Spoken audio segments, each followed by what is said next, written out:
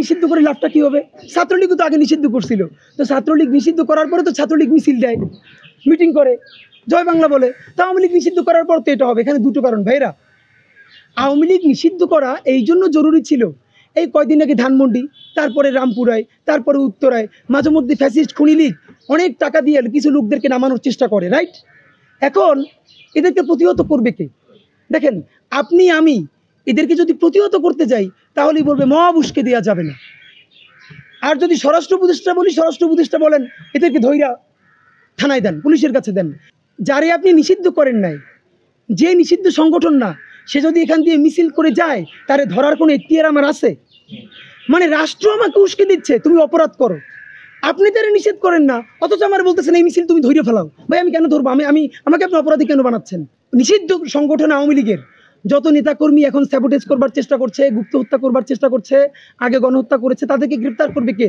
Police. এই যে police গত 15 বছরে যে ম্যাসাকারগুলো শুধু করে নাই, মানে পুলিশে নিয়োগ দেওয়া হয়েছে কাদেরকে বলেন? বিসিএস এ দেওয়া হয়েছে ছাত্রলীগের সভাপতি, সেক্রেটারি সাইন করেছেন যাদের ব্যাপারে, অথবা আওয়ামী লীগ থেকে।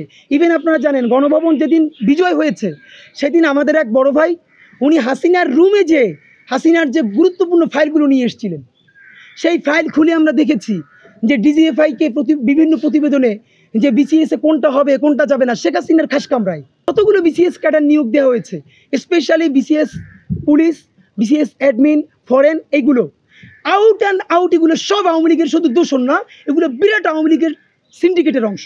পুলিশের এসআই দেওয়া হয়েছে, কনস্টেবল দেওয়া হয়েছে এলাকার পাতি গুন্ডাগুলোকে 20 লাখ 30 লাখ টাকা করে। এই 1 বছরের মধ্যে আমাদের কমপক্ষে 40-50 হাজার নতুন পুলিশ নিয়োগ দেওয়া দরকার ছিল। দেখেন বাংলাদেশের লাখ লাখ তরুণ বেকার, লাখ লাখ তরুণ বেকার। এরপরে যে জুলাই যুদ্ধ যে সব ছেলেমেয়েরা করেছে আপনারা জানেন কিনা, এই জুলাই যুদ্ধের পর এখন পর্যন্ত যুদ্ধে নেমে অনেক ছেলে মেয়ে তাদের জীবনে ফিরতে পারে না, মানে ওই সময় যুদ্ধে নেমে চাকরিটা হারাই ফেলছে। আপনি যদি পুলিশ নিয়োগ দিতেন, আমরা জানি আগামী কোনো একটা যদি সরকার, নির্বাচিত সরকার আসার আগ পর্যন্ত যদি কোনো নিয়োগ হয়, আমরা প্রত্যাশা করি এই নিয়োগগুলো পয়সা ছাড়া হবে। তা আমরা তো চাই বাংলাদেশের তরুণদের মধ্যে 50,000 ছেলে একটা টাকা খরচ না করে সে পুলিশ হোক। যেই ছেলেটা বাড়ির গাছ বেচে, বাড়ি বন্ধক রেখা অন্য জায়গা থেকে জমি বেচা 20 লাখ টাকা ঘুষ দিয়ে চাকরি নিছে, ভাই সে যদি ঘুষ না নেয় সে টাকা তুলবে কোত্থেকে বলেন? আপনার স্বপ্নগুলো আকাশ ছুবে প্রবাসীর হেলিকপ্টারের মাধ্যমে। বিয়ে, জন্মদিন অথবা যে কোনো বিশেষ প্রয়োজনে হেলিকপ্টার ভাড়া করতে যোগাযোগ করুন স্ক্রিনে দেয়া নাম্বারে। প্রবাসীর হেলিকপ্টার, নিরাপদ ও সাশ্রয়ী বাহনের বিশ্বস্ত নাম।